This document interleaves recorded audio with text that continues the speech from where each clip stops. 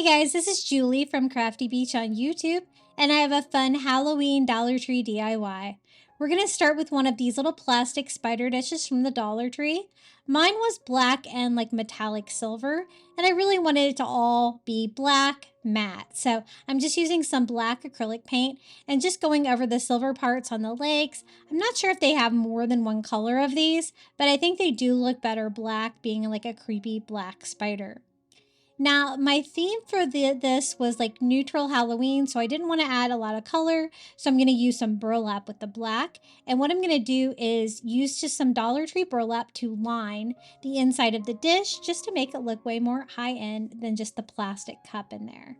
To do that, I just cut a square a little bit larger than the circle. And I put a healthy coat of Mod Podge down in there, making sure I get it all over so that it's strong enough to hold on to the burlap and just physically attach it to the dish. I was going for like burlap, black, with a little bit of white on this. And what I'm going to do is use this for like a key holder to sit next to the front door in my entryway for me to be able to pile like keys in when I walk in the door and I know where to find them. So it's going to be really decorative for that.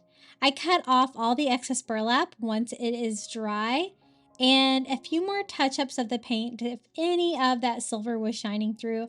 I really like it better black than with the two different colors.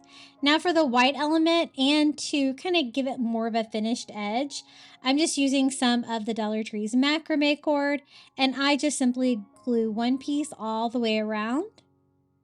And it gave it a nice finished edge and, brought some black and white into it. And I love how this turned out. Let me show you. It's perfect just to pile your keys into next to the door or for something small.